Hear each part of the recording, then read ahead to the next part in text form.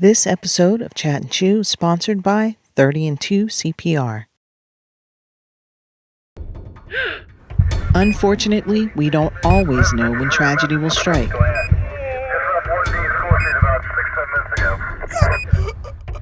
But when every second counts, isn't it good to know that 30 and 2 CPR is just one heartbeat away? Our qualified instructors are standing by to provide you and your staff with the training you need to meet emergencies head on. Visit our website at www.30and2cpr.com or call us at 919-923-6055 to schedule your training event today. Growing up, I had a speech impediment. Sometimes I stutter, and because of that, I hated when the teacher called on me to read out loud in class. Or when the Sunday school teacher would ask me to read a scripture during Sunday school. That would always cause me great anxiety. I would always get hung up and stutter on the first word. If I could just get past that first word, I would be okay. The rest of the sentences and the paragraph will flow freely. That was very embarrassing to me. Public speaking also was a fear of mine. Although I admired those who did public speaking, and deep down I wanted to myself, but the fear of stuttering stopped me in my tracks. At a young age, I was taken to a speech therapist who taught me how to pronounce my R words. For the most part, I grew out of stuttering, and nowadays I do a lot of public speaking. However, I still get a little anxious just before I get up and speak every time. What struggles have you pushed through? Those weaknesses that have now become your strength and allow you to do things you once dreamed of. Our studio guest, Terrence Perry, have pushed through a speech impediment himself as well, and many other struggles. He has written over 20 books and now has become an advocate and a leading voice in our community.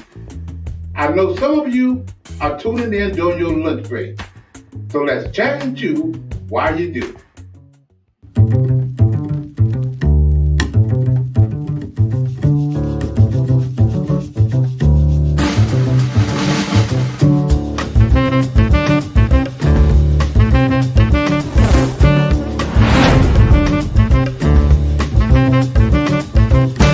Please make sure you follow us on Facebook, like and subscribe to our YouTube channel, and of course, hit the bell to activate notifications that will remind you when we're on.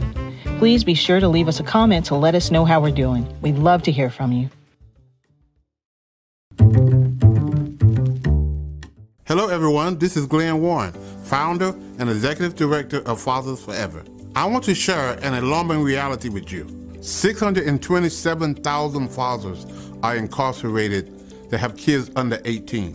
Now, there are 56,000 moms incarcerated who have kids under 18. The reality is there are so many more fathers incarcerated than moms. This is why I Am a Father Forever book exists. Now, I need your help. I am inviting you to help us get this book into as many fathers incarcerated as possible. Here's how it works. For your donation of $22, we will provide a book to an incarcerated father. Thank you in advance for helping Fathers Forever heal fathers and save families.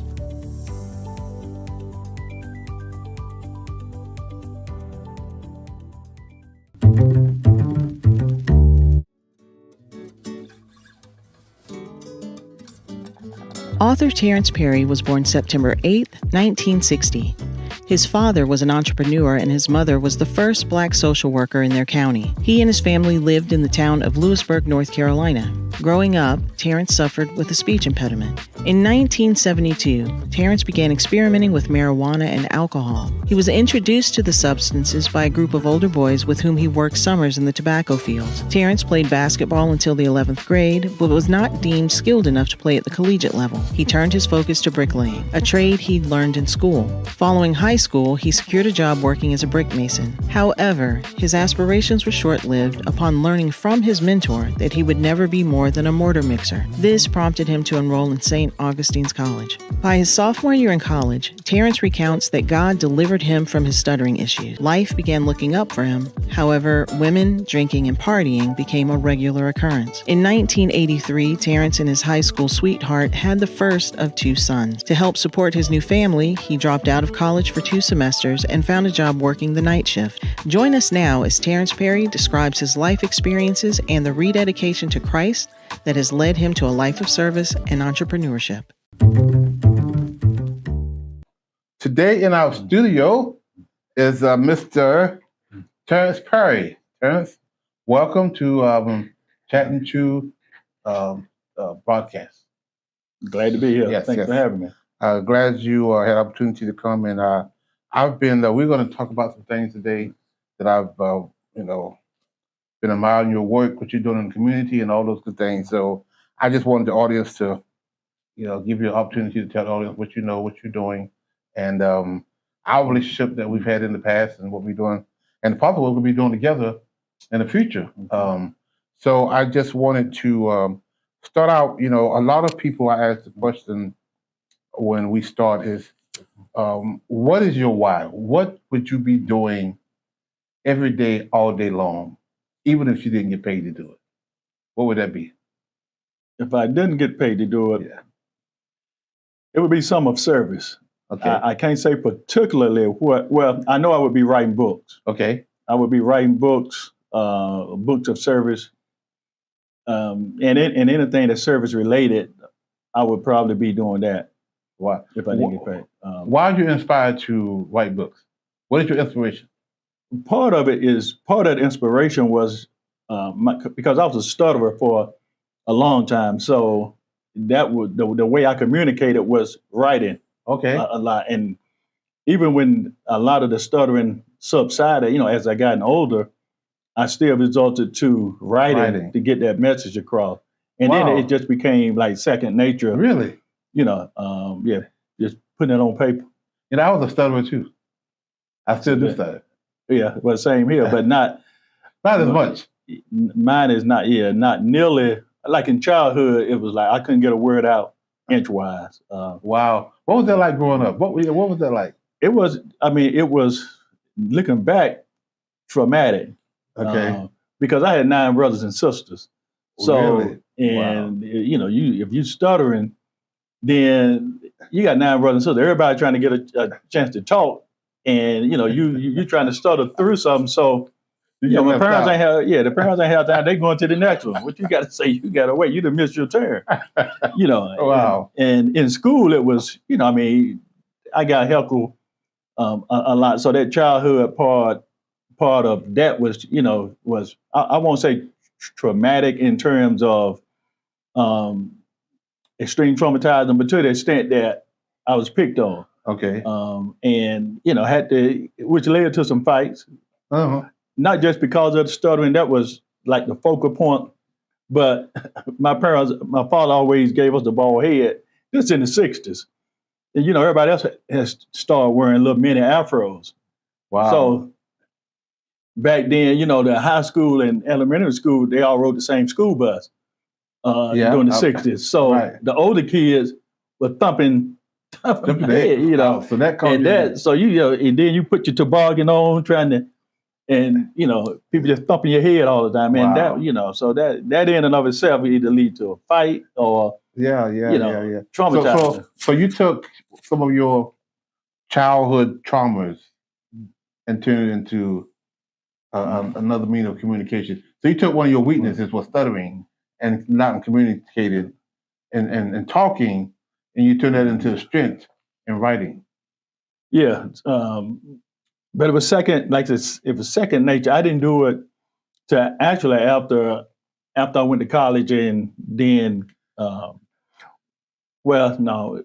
looking at it long term, because I didn't actually start writing books until I was like 50 years old. Right. But that was after I went through some addictions, alcohol addiction, and so forth. So then I had, when I wasn't drinking and partying, once I got that out of my system, then I was able to put that pen to paper and start writing, writing. And that became like my favorite pastime, Wow. So we're going to get into some of the books that you've written.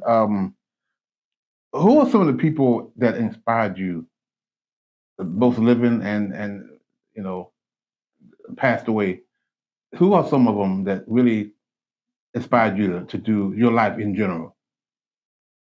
I would say my parents, of course, but also my basketball coach and my bricklaying instructor. My basketball coach, my high school basketball coach. I'm a St. Aug graduate as well as you are, but my high school ball coach was also a St. Aug graduate. Okay. He was probably 6 or 7 years my senior. And he inspired me, just his motivation to do. But my bricklaying instructor inspired me because he gave me the mindset, and my father did too, but I'll talk about that in a minute. But the bricklaying instructor gave me the mindset of not just to be a bricklayer, but own a bricklaying business. So that was my mindset. And then being a stutterer, I was like, okay, so that's the way I can make money and not have to be up, out front doing a lot of talking. I could just do bricklaying, then start a bricklaying business and make good money, good income. And that was my inspiration, except for playing basketball. I thought, okay, I go to college and play some ball, but my backup plan was bricklaying. But by the time I finished high school, I realized, actually by the time I got to St. Aug campus, I realized I wasn't going to play no basketball. Right. Them guys was 6'8", 6'9", and how tall are you? I'm 6'3", okay. Which was in my high school. I went to a high school where I went about 100 seniors. Local, Franklin County. Okay. So in Franklin County, I was considered tall. So I played center and forward. But on college level, I'd have been a point guard. Like I didn't, the coach didn't teach me no. You wasn't used to her handling the ball like that. No, I wasn't used to handling no ball. And so over at St. Aug, if you can, so I wasn't gonna get no ball playing. No play, so, right. So tell me about your bricklaying days. Did you learn how to lay bricks? Oh yeah, I thought I did. Okay. I started taking bricklaying in the 9th grade. I said, okay, I start now. So from 9th grade, 10th, 11th, and then my senior year, I was actually working part. We go to school like a half a day, and then the bricklaying instructor would be taking us out on the job. Yes, right. The rest of the day, and then during the summer, laid bricks. Right. So I thought, okay, after high school, I won't even plan to finish high school. I'm like, I know what I'm gonna do. I'm doing bricklaying. So, but my parents stay in school. I go and finish and get, so I did. And then as soon as I graduated, then I was laying bricks a full time. Within a month, the guys that had the bricklaying company also went to the same high school I went to. They were probably about 4 years ahead of me. So I worked for them. And they were like, Perry, you can't lay bricks worth a, you ain't gonna never be nothing but a cement mixer, but what they call a mud mixer. Right. And when he said that, I was like, oh man. So I went back to my high school, talked to the guidance counselor, see if, you could get me in college. And she was like, yeah, you probably could still get in St. Aug if I had time. So you still got time to get in St. Aug. So that's why I ended up going to St. Aug. But my objective was bricklaying. Wow. To them guys told me, you can't lay bricks. So you started going to St. Wow. Yeah. So what was your days like in St. Aug? What was your major? Well, initially I majored in sociology and minored in psychology. Then I flipped it, majored in psychology and minored in sociology. Right. Okay. What are some of the things you've done since the days of you graduated from St. Aug? I graduated from St. Aug, and then I went straight to work with adolescents. I worked with adolescents with abuse issues, abandonment issues, and issues of addiction. So I did that for about 5 years, and then I decided to go work at Central Prison. Okay. Worked in mental health at Central Prison. I won't make it as much as the correction officers. So I'm like, why would I? And then I didn't have nothing to defend myself working in mental health. I'm directly working with the inmates, but I don't have nothing to defend myself if something jumped off. Right. So I switched over and started working in the, in the Department of Corrections, so I could have, what I felt like I needed to protect myself. So you became a guard. I became a guard. Okay. They paid more than we was making in mental health. Right. But I did that. I didn't like working with the prison because, first of all, I didn't like the way they treated the inmates. They treated it like it was slavery. Right. And when they told a guy to brush the floor with a toothbrush, they actually had to do it. And if they didn't do it, then they would put them in the hole, so to speak. And I was like, man, I'm not going to treat anybody like that. Right. But man doing his time, I'm going to let him do his time in peace. Right. As long as he ain't bothering nobody, I'm not going to treat nobody like, like that. And but the way they were treating the guy, I didn't want no parts of it. And so I didn't follow that chain of command well because, most of them have a military background. Right. They go by rank, right. sergeant, lieutenant, and so forth and so on. I didn't really care about rank. What I cared about was how you treated somebody. Right. And they cared about, well, I'll rank you, I can tell you what to do. Right. And so that was your first one looking into reentry. That was, that was it. But I only stayed with the prison system working for about 3 years. Okay. And then I left and I went to work in juvenile justice with teenagers again, but it was at the training school. Okay. So the training school kids from probably age 13 till they turn 18. Yeah, 18. I worked in maximum security training school. These kids had already committed murder, strong arm robbery, rape. I worked with sex offenders for a number of years with the training school system. And I did it for about 5 years. Then I started my own group home business for teenagers. Okay. So I started 4 group homes, one for boys with, issues of abuse. And I had one with guys that were sex offenders, but they were sex offenders, but they had been abused themselves also. Right. Sexual abuse. I had a group home for girls that had been abused. All of them had behavior issues, the boys and the girls. They had but part of it come from the abuse, the neglect, the abandonment. And I had a home for boys with substance abuse. Right. Did that for about 10 years. Were they labeled Williams? Some of them were, but they had different, by then they were changing their diagnosis from Willie M. To, other diagnoses. They broke it down a little bit more discreet in terms of the different diagnoses, the dual diagnosis, but I had worked with Willie M. actually before starting the group home, because even working at the prison and working with teenagers before, I always had a part-time job. Right. Wow. How do you really get into, what are you doing now in the area of, April is a reentry month, where, justice-served individuals are coming back to the community. And so what are some of the work that you're doing?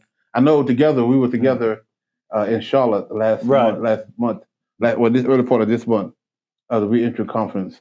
How you really getting involved in the work of reentry? What does that look like to you? Part of it, well, now I'm involved with the reentry, the local reentry council in Franklin County. Okay. And I'm also involved with the local reentry council in Wake County. Okay.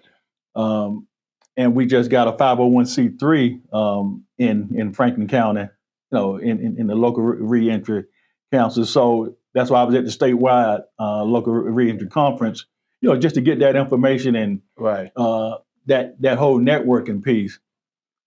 But what we're trying to do is like a lot of the other counties is to put that LRC in place, so we can help these guys that's coming out of prison, men and women, to transition without those gaps that's causing them to end up going back in prison, within a short period of time. So if we can have the things that they need in place, the resources, the networks, the jobs, the housing, the mental health stuff. A lot of these guys, they coming out.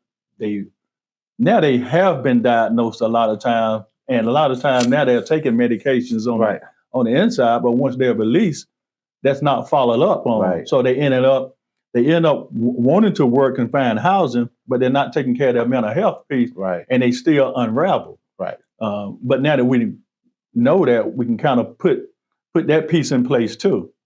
Right. You know? How was the conference in first part of April? How was that helpful to you?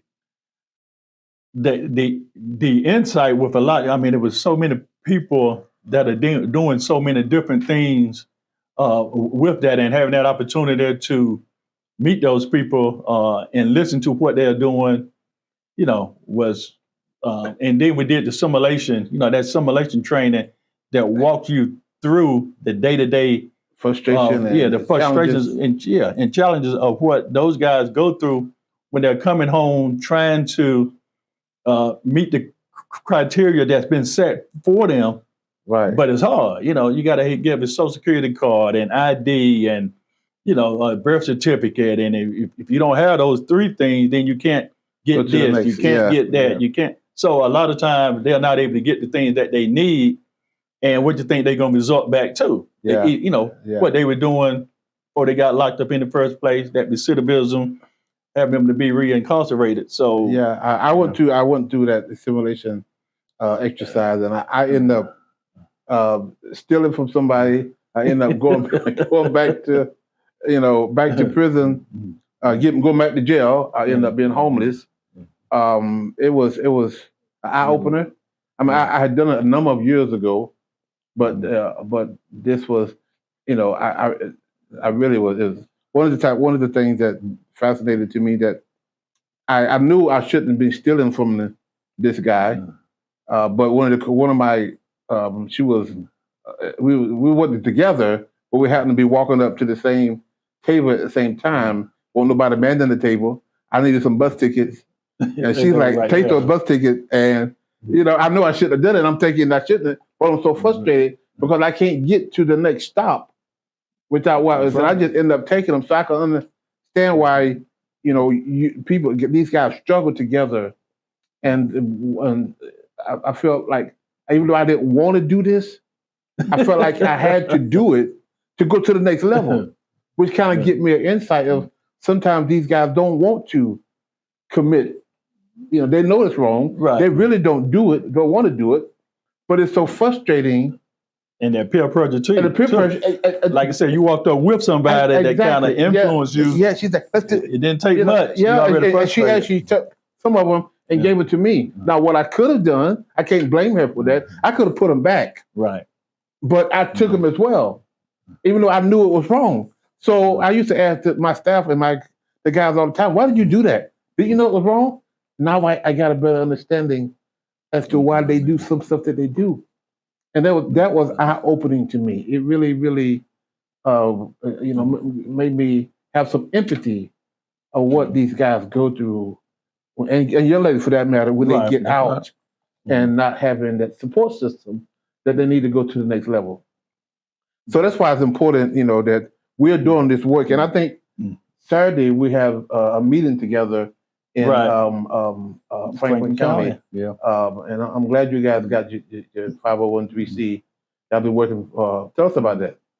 Well, we got the 501c3 in place, but I wanted to get the assimilation training done in Franklin County, so they can see, like you said, the same thing that we've seen, and the experience that they'll get from that, to get them a better understanding. We're gonna have the mayor is going to be there, the commissioner, probation and parole, Department of Corrections, and other community leaders are going to be there. But they get a firsthand experience as to seeing what that's like. Right. I would love to be there. When you tell me where that date is, I would love to come to participate in this. We're going to do that a little later. I think we moved it back to August. Okay. Still may get one in before then, but at the latest it'll be August. But I'll let you know, because that's going to be an eye opener for them.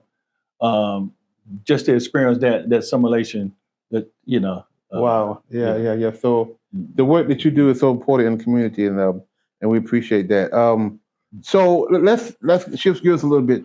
You are. I know that you talked briefly about you being inspired to write books, and I know that about your stuttering problem. Then years later, now you're taking, you've written, how many books you written so far? 20 books. 20 books. Okay, tell us a little bit. I think we got some books here. I don't know if they can see it or not, but I know we have a couple of books.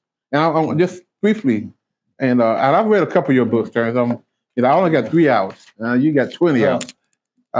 So tell us a little about this.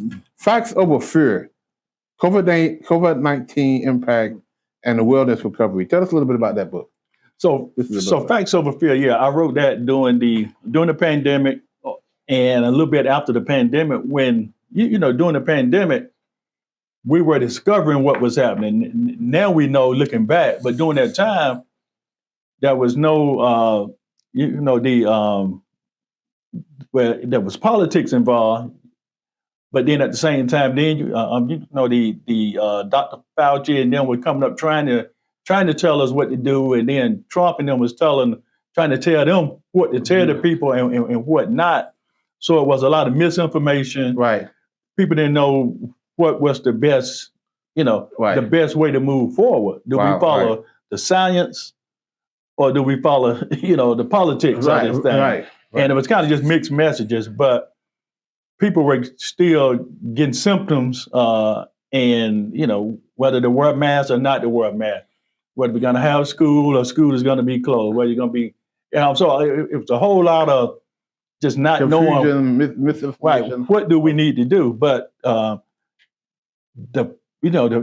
facts came out later of what we needed to do. Are we going to have to keep shutting down? Right. Because every time we jump back out there trying to do what they wanted to do political wise, because they wanted to get the economy back going and so everybody being home. But there was the phases that we were supposed to go through, and Trump and them were trying to jump the phases to go ahead and open up everything. Right. People were going. I mean, there was a lot of death. I lost 10 friends and family members during the COVID. 2 brothers died last year. My blood brothers died. Wow. That was related to COVID related issues. But I wrote this book because even when we got the facts, there was still a lot of stuff that they wasn't sharing. The COVID, there was still different strains of COVID coming out. I wrote this because I was thinking about the brain fog. I had COVID, and I was working with a lot of clients at the time that had mental health issues, and they had COVID. And it affected them mentally. They stayed in a brain fog. And you can see where they really just couldn't put a sentence together after then. They couldn't figure out what to do next. They couldn't articulate anything. And I was like, man, but they're not talking about that a whole lot in the news. But that was one of the results of COVID, not being able to taste afterwards, your taste buds and stuff, not being able to smell. Right. And a lot of these things I talk about in this book. Wow, that's good.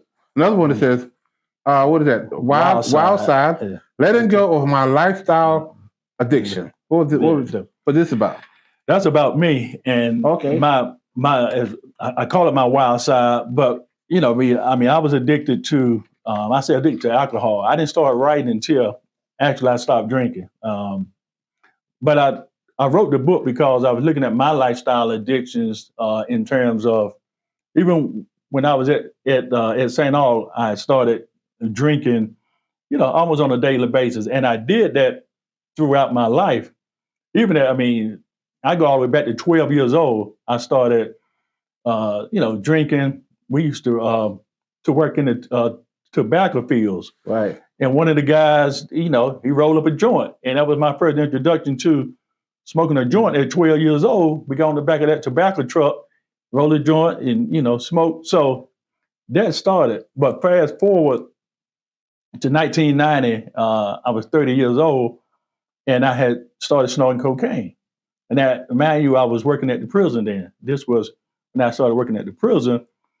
2 years in, I had met a young lady from California that introduced me to crack cocaine. So I went down a downward spiral when I started using crack cocaine. By 32, I didn't think I was going to live past the age of 32. Wow. Because I thought that was going to take me out one way or the other. You know, addicted to cocaine. I'm going out in the streets, whether it be Bragg Street and some of the other, I say the hood parts of town, trying to get cocaine, crack at 2, 3 in the morning. And, you know, I've had people put guns to my head, or, you know, I'm driving up in my car and they pull a gun out when I'm paying for some cocaine. That was, I'm like, you know, and then, I mean, out that time of morning, they may sell you anything that look like cocaine. That's so right. you may, you know, and then that was frustrating. Right. So now I'm like, I'm gonna, you know what I'm saying? I'm gonna hurt somebody gonna hurt me. But at that point, you know, I had to take it to God and, you know, ask God to take the cocaine addiction away. And part of it was just being around that female. So I had to distance myself from her, distance myself from anything related to that cocaine. You know, I didn't go through no substance abuse treatment center. You just decided that was enough. Now, mind you, I was doing, you know, I had a part-time job as a substance abuse counselor, doing those same years I was working at the prison, and my free time was spent doing cocaine. So in that year, I didn't think I was going to make it out alive, except for the fact that two things happened. In 1980, I asked God to take the stuttering away because I was at St. Aug and I was asked to do a speech. And I had never, in high school, elementary school, I wouldn't talk in class. I was one of the people that the teacher wanted, you know, I'd go ahead on and take a paddle, then talk in class because I wasn't going to be stuttering. So I did that. But when I got in college, I asked God to take the stuttering away. And he did for the most part. So I was like, if God took the stuttering away, there's nothing that I can't do. And I said, so I would do, you know, if you take the stuttering away, you know, I do all the things that I can and want to do. Fast forward to I got in that cocaine addiction, I asked God to take that away. He took it away. Within a week or two, you know, that was removed. So within 4 years after then, you know, I had to get back on my feet. That's when I started the group home business for teenagers. Okay. Ran that for about 10 years. But even if we took the cocaine addiction away, I was still drinking. So I ended up getting a DWI. And then ended up getting a second DWI at the age of 50. So, but I had been drinking like that all the time. And I had to realize that not only, you know, that was an addiction also. I was dating women that was drinking. If you wasn't drinking, I didn't want to talk to you. You know, so I was looking for, you know, all of those, that addictive, toxic personality, behavior. You know. Yeah. And until I realized that I had to put all of that away. You know, if I wanted to survive out here and do the things that I really wanted to do, I couldn't do it drinking alcohol, and I couldn't do it with being with the wrong type of woman. But that was, you know, by then now I'm 50 years old, so it was time at that point you make a major life decision. Because I could have drank and played cards the rest of my life. Wow. Enjoyed it, loved it. You know, we played cards all day and all night and drank, and that was fun in my spare time. But when that started to be in your, not just your pastime, you know, your waking hours. We wake up playing cards and drinking and you know. Wow. Okay. So policing reimagined. What was this about? Policing Reimagined. I wrote that when I was working with Dinah Power. We were doing Justice Served, and we were going into the jails doing classes for the guy. And I met you then. I had seen you doing the Fathers Forever program along the same time. But at the same time, when me and Diana was going into the courtrooms and going into the jails, a couple of guys in Raleigh had gotten shot by police. One that got shot by a police officer. One, some gang members had shot. So we were getting into some protesting and whatnot. We were doing protesting, and my thing was, was fighting for a cause, and that's where this book inspired from. But we also was dealing with the police department and looking at, we were trying to get body cameras. Right. When they didn't have body cameras, Right. when we were trying to, so we would meet with the, police chief. We would have these not secret meetings, but they were private. And we would have these discussions, we need body cameras. And then, so they got body cameras, but now we need the body cameras on when you approach somebody, not cutting them. They wanted to cut them on when they wanted to. So what is your life like now? What is your 9 to 5 or do you have a 9 to 5? I pick and choose now. I'm retired too. So, but I still do some work part-time to help pay the bills, but I also do like the local reentry council stuff. A lot of stuff I pick and choose to do what I want to do in terms of things that, like I said, that I would do if I wasn't even getting paid anyway. But I won't say I wouldn't do it if I wasn't getting paid necessarily, but I'm inspired to look out for my community, whether it be Wake County or Franklin County, but the communities that I grew up in and the communities that I've navigated through all these years, it's just a part of giving back and making sure that I try to leave it better than the way I found it, as best I can. Right. So that's just my role, and that's what I'm inspired to do. Again, that came through, I'd say, the stuttering, but this is my way of talking and communicating, and sharing the vision with those that want to hear it, read it. Listen, I'm turning all these books into audio books. Okay. Because now there's a different generation that's not gonna pick up these books and read. Right. So, but they'll put the audio on, and you can listen to the audio anytime, anywhere. Where can the audience go and find these books? All these books are on Amazon. You can go to Amazon or all the national book chains. Okay. What would you like your audience to know in final thoughts? The work that you're doing in the community, your books. Well, my final thoughts is that, and it's based on a book that I just wrote it comes out today. It's called Soul Purpose. And that book speaks to the purpose that we all have. We all have a purpose for our life. And I think once people understand that we all have a purpose for our life, then we begin to frame our life differently. We begin to look at life differently because we have a collective purpose and we have a individual purpose, but they're connected. And that book kind of explains how that connection takes place. In August or September, we're putting this together. We're going to be doing a whole month on purpose and destiny. And I think I'm going to bring you back and you can talk about that book. Because that whole month is going to be dedicated to helping people find their purpose and their destiny in life. And so I'm really excited about what's going to happen with that. So we'll bring you back and you can talk about more about your book and so they can find tell us the name of that book again? Soul Purpose. Soul Purpose. They can find that on Amazon. It's out today. It's out today on Amazon. Yeah. So Terrence, I really appreciate what you're doing in the community. Father Forever have been, we worked together over the last number of years with the ATR grant, with now with reentry and some other things that we've done together.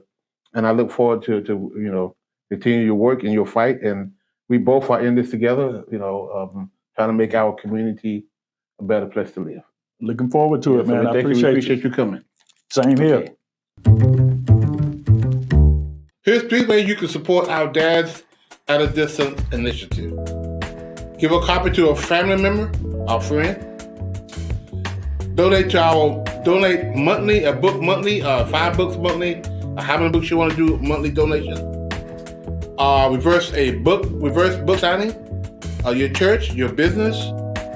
You can make a donation go to our website at www.afatherforever.com and go to our PayPal at Fathers Forever. Our Cash App is $Fathers Forever. Make your donation today. Please include in the note section, include DAAD. Again, include in the note section DAAD.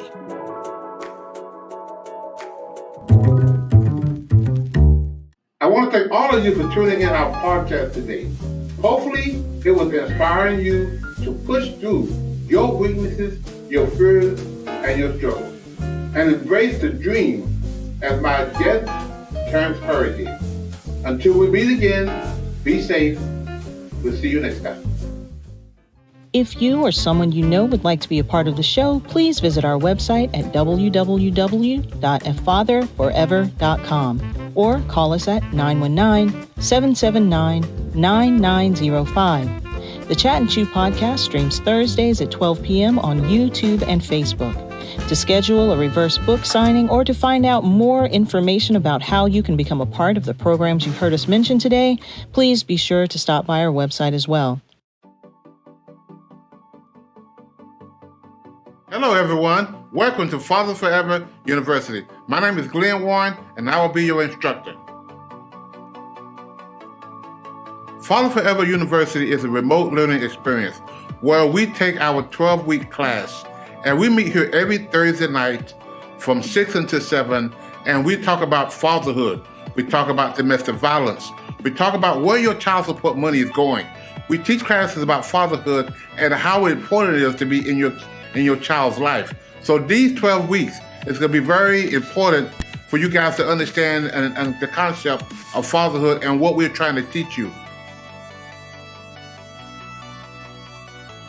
Father Forever University is broken down into 12 weeks, and you can start at any time during those 12 weeks. The key to it is finishing those 12 weeks. Every lesson is in lecture format, where you listen to that lecture, and then on Thursday nights, we discuss that lecture. The Thursday night discussion is where your homework will be due. Part of your homework assignment every Thursday night is to, one, we'll ask you the question, what did you learn? And the second question, how am I going to apply what I learned? We also have specific assignments for each lesson in the notes below. This has been an introduction into Father Forever University. Now let's get started in lesson 1.